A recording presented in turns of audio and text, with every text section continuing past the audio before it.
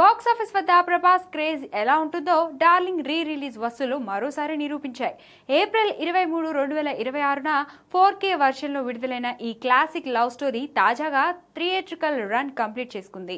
మొదటి రోజే ప్రపంచవ్యాప్తంగా 7.59 కోట్ల గ్రాస్ వసూలను సాధించిన డార్లింగ్ టాలీవుడ్ రీ రిలీజ్ చరిత్రలో బాహుబలి ది ఎపిక్ తర్వాత అత్యధిక ఓపెనింగ్స్ రాబట్టిన రెండో చిత్రంగా సరికొత్త రికార్డును నెలకొల్పింది. ఎలాంటి సీజన్ లేకపోయినప్పటికీ రిలీజ్ అయిన ప్రతి చోట ప్రేక్షకులు థియేటర్లకు పోతెట్టడం ప్రభాస్ క్రేజ్ కు నిదర్శనంగా నిలిచింది. కేవలం రీ రిలీజ్ తోనే ఈ చిత్రం ప్రపంచ వ్యాప్తిగా ఏకంగా 11.52 కోట్ల గ్రాస్ వసూలను సాధించి ట్రేడ్ వర్గాలను సైతం ఆశ్చర్యపరిచింది. దీంతో తెలుగు రీ రిలీజ్ చిత్రాల్లో ఆల్ టైమ్ రెండో స్థానాన్ని సొంతం చేసుకుంది. విశేషం ఏంటంటే ఈ జాబితాలో మొదటి 2 స్థానాలు ప్రభాస్ సినిమాలే కావడం. ఎస్ఎస్ రాజమౌళి దర్శకత్వంలో వచ్చిన Baahubali the epic re release దాదాపు 52 కోట్లతో మొదటి స్థానంలో ఉండగా ఇప్పుడు డార్లింగ్ రెండో స్థానానికి చేరుకుంది.